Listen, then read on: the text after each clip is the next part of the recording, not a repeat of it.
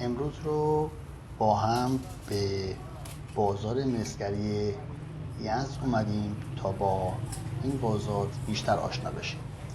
هنر مسگری یکی از هنرهای قدیمی هست که در ایران قدمت حدود 5000 سال داره و در اون مسگر با استفاده از ورقه مسی به تولید منسوجات فلزی و مسی میپرداخت.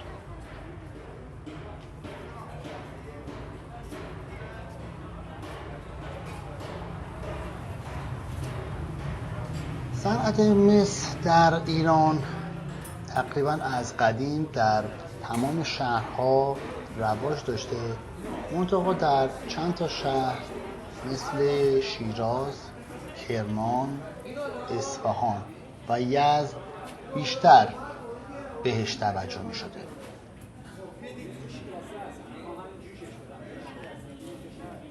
این بازار به بازار پنجعلی هم نیز مشهور هستش که یکی از راسته های تاریخی بازار این شهر هست که قدمتش به دوره تیموریان برمیگرده. مغازه های بازار مسگری تنوع مختلفی از ظروف مسی از جمله دیگ، قابلمه، لوازم تزئینی و وسایل دیگر رو توی خودشون جای دادن.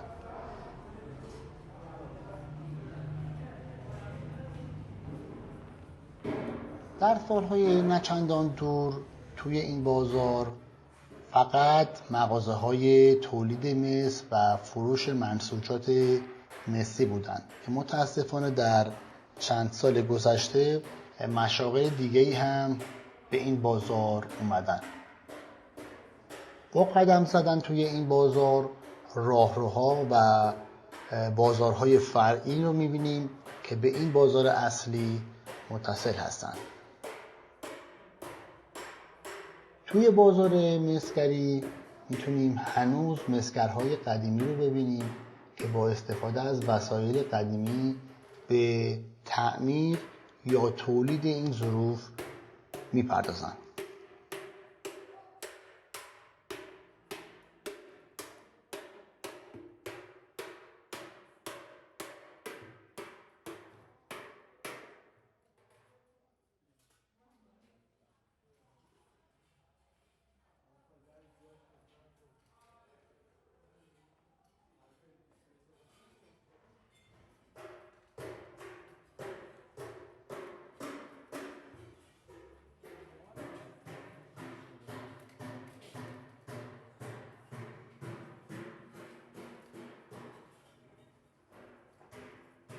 توی این بازار هم مثل بازارهای دیگر ایران مساجدی هست که برای عبادت میشه به این محل ها رفت.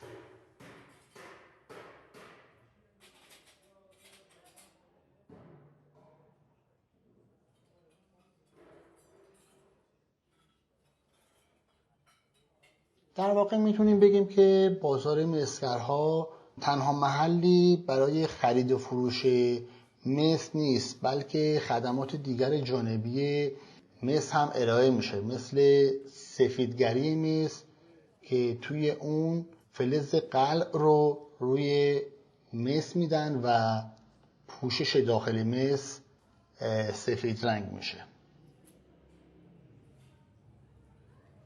این بازار توی یزد قدمت حدود 600 سال داره و از لحاظ معماری، وسعت و تعداد بازارچه‌هاش یکی از بزرگترین بازارچه‌های ایران به شمار میره.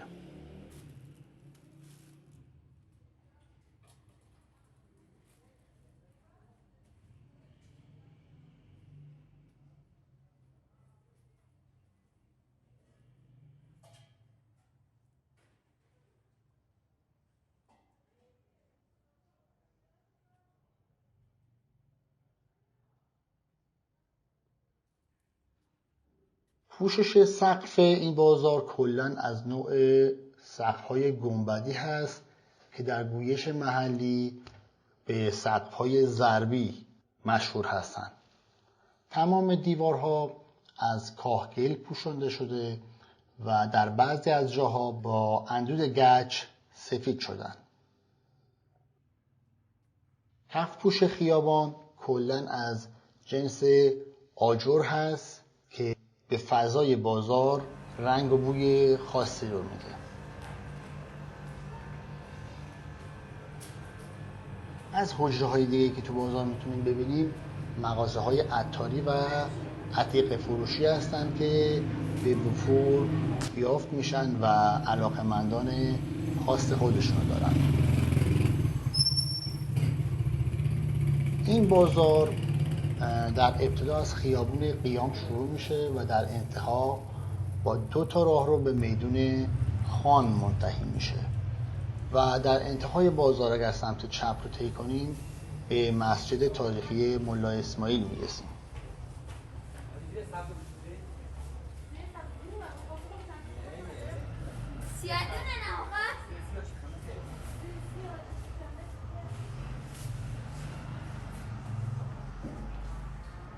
استفاده از مس در گذشته رونق بیشتری داشت، به طوری که در سالهای قدیم رسم بود برای جهیزه دختر خانم‌ها مقداری اجناس مسی که غالبا شامل دیگ قابلمه بود به همراه دخترشون میکردن. توی اون سالها پارچ آب و حتی قندون هم از جنس مس بود که با ورود تفلون به زندگی ما کم کم استفاده از مس کمتر و کمتر شد. البته دوباره توی چند سال گذشته جذابیت ظروف مسی مردم رو به خرید به سمت اونا سوق داده و استقبال بیشتری رو شاهد است.